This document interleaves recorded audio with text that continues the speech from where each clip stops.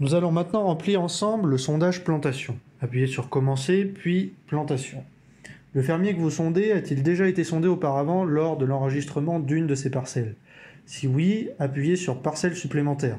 Vous allez alors avoir le choix entre les différents fermiers précédemment sondés, parmi lesquels figure le fermier que vous êtes actuellement en train de sonder.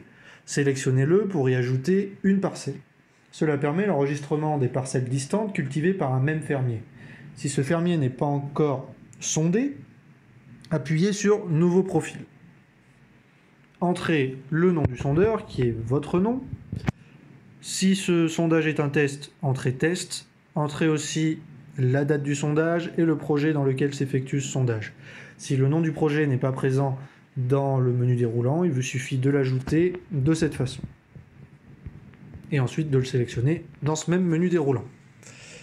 Entrez ensuite le nom du fermier, groupe ou institution que vous êtes en train de sonder, puis sa position géographique, le pays, la région et la commune dans le cas du Niger qui correspond aux sites sur lesquels intervient le projet Reverdir l'Afrique. Entrez ensuite les différents régimes de propriété de la parcelle de plantation. Le choix peut être multiple, vous pouvez sélectionner propre ferme et parcelle communale par exemple. Si le régime de propriété qui est approprié à la parcelle sondée n'est pas présent dans la liste, il vous suffit de l'ajouter en sélectionnant Autre et en entrant votre régime. Le régime de propriété permet l'enregistrement d'un facteur d'adoption de l'agroforesterie, donnant une indication sur la sécurité de la propriété de la terre et sur un éventuel support institutionnel. Nous entrons avec cet écran sur l'information spécifique à la parcelle de plantation que nous sommes en train de sonder. Les arbres sont-ils associés avec des cultures de subsistance? Si oui, spécifiez quelle culture. Ici, le maïs. Entrez ensuite l'estimation du fermier sur la surface de la partie reverdie de la parcelle, 5 hectares par exemple. Si l'unité appropriée n'est pas présente dans le menu déroulant, il vous suffit de l'entrer ici, comme ceci, de l'ajouter et de la sélectionner dans le menu déroulant. Nous allons maintenant cartographier la partie reverdie de la parcelle, ce qui nous permettra de calculer exactement sa surface.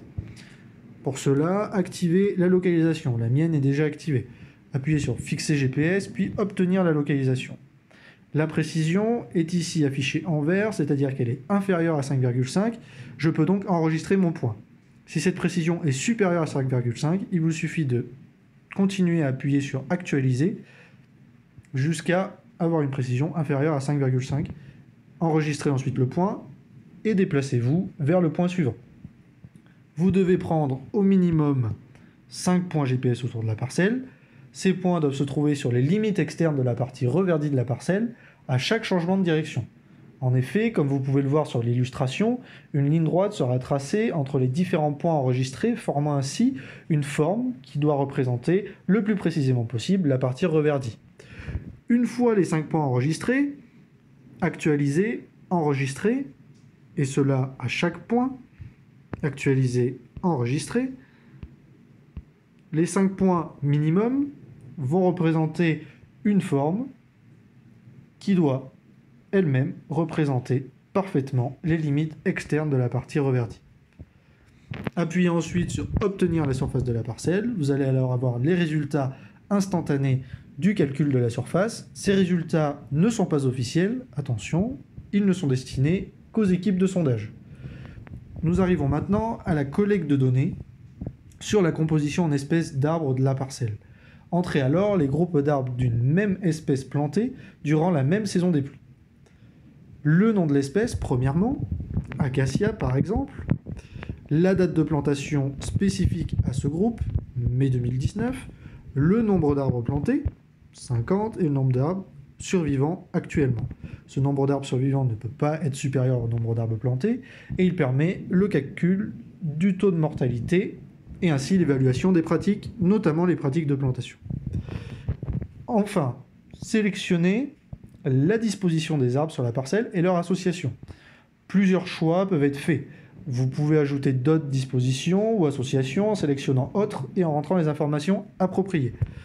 Par exemple, dans mon cas, mes arbres sont disposés en bois et associés à des pâtures. Cette partie permet la description précise des pratiques et leur évaluation, ainsi que l'identification des meilleures d'entre elles en vue de leur diffusion au sein du projet.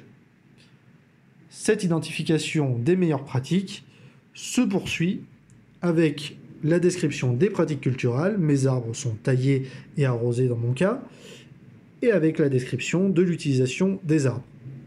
Les arbres vont principalement servir pour la construction. Une fois arrivé à l'échelle de l'arbre, il vous faut sélectionner un arbre dans ce groupe qui représente une certaine famille de mesures, une certaine famille d'arbres ayant approximativement les mêmes mesures, c'est-à-dire le même diamètre à hauteur de poitrine ou le même diamètre au collet, et à peu près la même hauteur. Sélectionnez alors la classe de hauteur de cet arbre, puis le diamètre à hauteur de poitrine si la hauteur est supérieure à 1,5, ou le diamètre au collet si la hauteur est inférieure à 1,5 m. Ces diamètres sont en centimètres. Prenez ensuite une photo de l'arbre qui doit être représentative de cet arbre, c'est-à-dire le représenter de sa base à son sommet. Enfin, prenez sa localisation en activant toujours votre GPS, en positionnant votre téléphone au plus près du tronc et en cliquant sur la cible. La précision doit être en dessous de 5,5. Il vous suffit donc, si ce n'est pas le cas, de continuer d'appuyer sur la cible. Les mesures sont essentielles pour caractériser le peuplement arboré sur la parcelle et ainsi pour l'évaluation des pratiques. Les deux derniers éléments qui sont les photos, la photo de l'arbre et sa localisation serviront de preuve de reverdissement et faciliteront le suivi de la croissance de cet arbre lors du prochain sondage sur cette parcelle. Enfin, sur ce dernier écran, vous pouvez entrer des commentaires pertinents relatifs à ce sondage et utiliser les deux boucles permettant pour l'une de mesurer un autre arbre représentant une autre classe de mesure au sein du groupe d'arbres précédemment enregistré, ou pour l'autre d'ajouter un autre groupe d'arbres d'une espèce différente ou de la même espèce mais n'ayant pas été planté durant la même saison des pluies. Cette dernière description correspond à ajouter une espèce. Il vous suffira alors de remplir à nouveau les parties du formulaire correspondantes afin de décrire précisément le peuplement arboré de la parcelle.